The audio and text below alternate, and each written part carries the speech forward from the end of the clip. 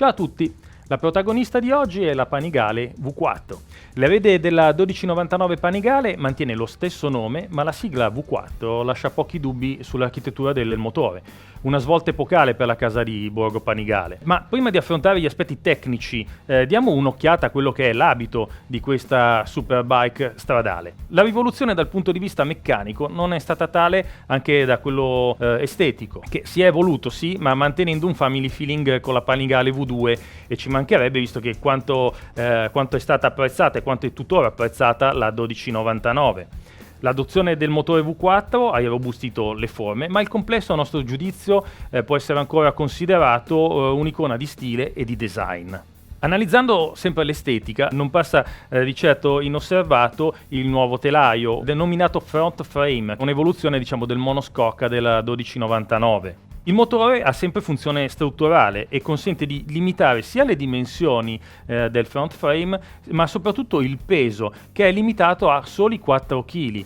Bellissimo anche il telaietto che supporta il gruppo ottico anteriore, un telaietto realizzato in magnesio, una vera chicca. Invece il telaietto posteriore, quello che viene denominato reggisella, è realizzato in alluminio fuso in conchiglia, stessa tecnologia applicata per la realizzazione del monobraccio. Veniamo quindi al cuore pulsante di questa Ducati Panigale V4. Il motore 4 cilindri a V di 90 gradi Desmo 16 stradale. È una vera rivoluzione per la casa di Borgo Panigale. Questo 4 cilindri a V deriva in maniera molto diretta da quello che è il motore della Desmo 16 che possiamo seguire nelle gare di MotoGP. È un motore di potenza decisamente elevata considerando l'omologazione stradale. Qui si parla di 214 cavalli con 124 Nm di coppia, che sono 12,6 kgm di coppia, a 10.000 giri, per cui numeri che fanno spavento.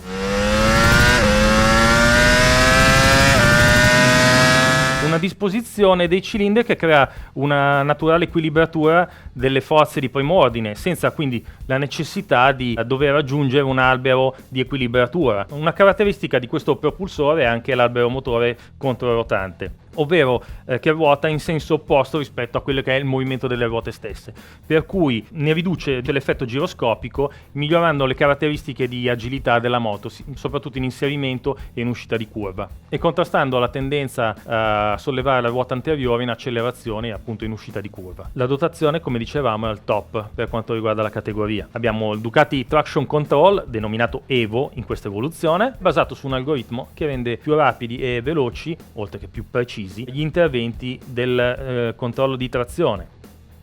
Affiancato al Ducati Traction Control Evo abbiamo il Ducati Slide Control DSC, che permette di controllare le derapate della moto in uscita di curva, per cui anche in percorrenza di curva, e permette anche a chi non è proprio un pilota professionista di sfruttare al massimo le potenzialità di questa moto. Non manca il Ducati Quick Shift Up and Down, per cui possibilità di scalare e di inserire i rapporti senza l'utilizzo della frizione. Tiene conto della posizione dell'angolo di piega della moto nell'istante in cui si vada a inserire o a togliere un rapporto. Questo perché? Per evitare che possano esserci delle variazioni troppo brusche dell'assetto che possono far perdere aderenza oppure infastidire anche la guida del pilota. All'interno del pacchetto elettronico non manca il cornering ABS Bosch Evo anch'esso. Questo è settabile su 3 livelli differenti per assecondare le varie esigenze, esigenza di guida su strada, esigenza di guida in pista.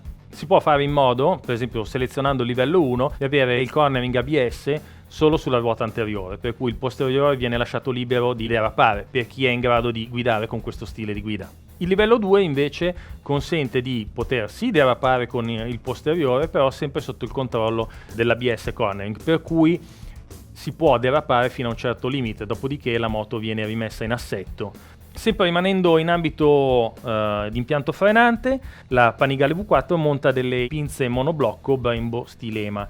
Rispetto alle M50 queste sono più leggere, circa 70 grammi l'una in meno, e oltretutto risultano essere anche più compatte, con una ventilazione interna modificata. 4 pistoncini da 30 mm di diametro lavorano su dischi da 330 mm di diametro, mentre al posteriore troviamo un disco singolo da 245 mm con una pinza a doppio pistoncino.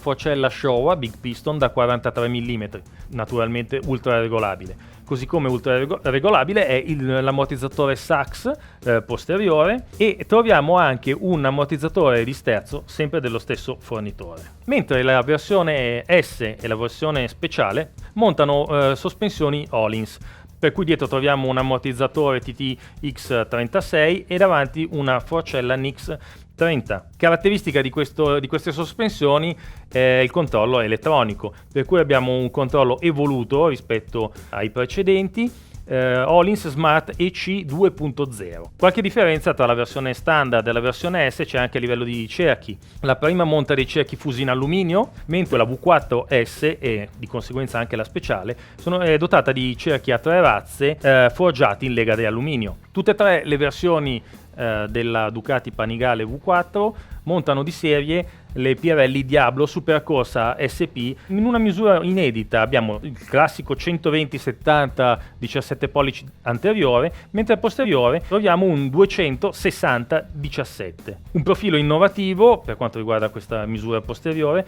che massimizza l'impronta agli angoli di massima piega, sfruttando al meglio quello che è la tecnologia bimescola appunto di questo pneumatico. La Ducati V4 Panigale standard costa 22.590 euro, mentre la versione S 27.890 euro. Poi abbiamo appunto la versione speciale che costa 39.900 euro. È realizzata in una serie limitata di 1.500 pezzi. Le differenze sono, oltre ad avere uno scarico dedicato non omologato per utilizzo stradale, permette al motore 4 cilindri a V di erogare la bellezza di 226 cavalli. Ha una livrea dedicata, quindi una grafica specifica per questa versione. Selle in Alcantara, inoltre molti componenti sia in fibra di carbonio sia in alluminio lavorati dal pieno. Però è venuto il momento di provarla questa moto. Vediamo come va.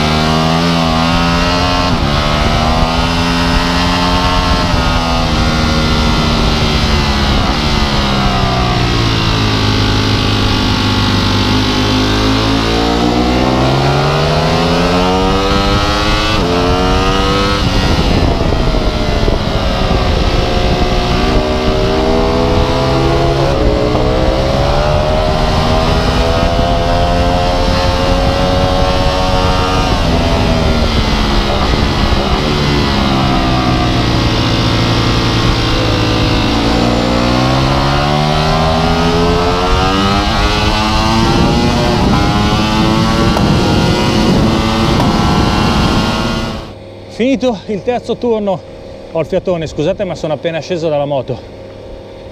Terzo turno in sella alla Panigale V4, versione S, pneumatici Supercorsa SP, per cui pneumatico stradale alla faccia. Se questi sono pneumatici stradali, ragazzi, in pista con 200 rotti cavalli si sono comportati benissimo.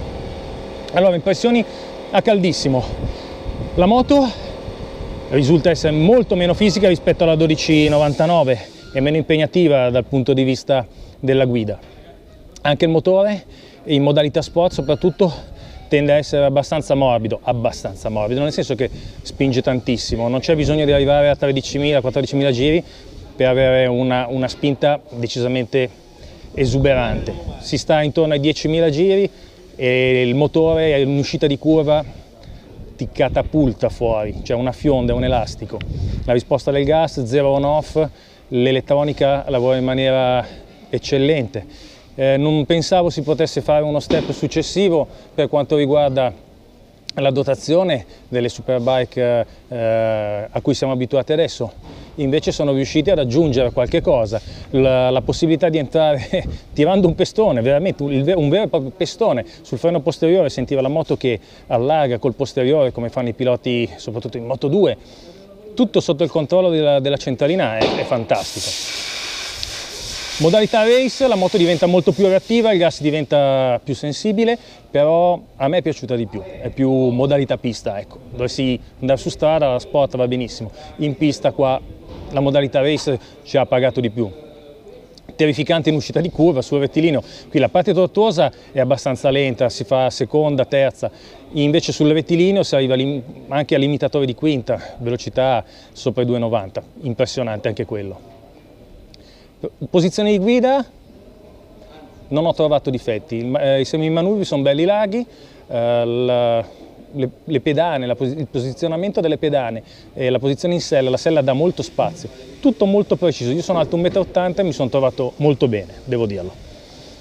Freni sono l'eccellenza, se già le pinze M50 erano il top, adesso con queste Brembo Stilema abbiamo fatto un passo in avanti, un ulteriore passo in avanti. L'ABS funziona molto bene, non è invasivo per nulla, tant'è che la funzionalità cornering permette di entrare veramente o di entrare forte in curva ancora con i freni pinzati forte o di salvarsi da qualche situazione spiacevole. Vedi il pilota che davanti a te ha deciso che proprio in piena curva vuole mollare il gas per riposarsi, ti salva, ti mette diciamo una pezza. Il motore come dicevamo spinge fortissimo, ma fortissimo, dagli 8.000 in su, per cui abbiamo un range di utilizzo molto ampio. Gira quasi con un bicilindrico all'orecchio, infatti molte volte mi sono trovato a guardare il contagiri per capire se ne avevo ancora oppure no. E soprattutto il primo e il secondo turno spingevo tanto, poi guardo il contagiri ed ero 3.000 giri sotto il limitatore. Che dire appunto, facciamo un piccolo cenno ai pneumatici. Ragazzi, pneumatici stradali, noi abbiamo fatto parecchi turni, anche arrivando alla fine ci mette una pezza anche l'elettronica perché permette di far muovere la moto, le chiusure delle curve con la ruota dietro che allarga, e mi è capitato di guardare dei colleghi davanti lasciare le strisce nere sull'asfalto, è semplicemente una libidine per chi va in moto in pista. Per cui che dire, adesso ci aspetta la versione da 226 cavalli con la Krapovic e le gomme slick. Io sono già stanco adesso, però vabbè, per quella troviamo altro fiato. Ciao a tutti!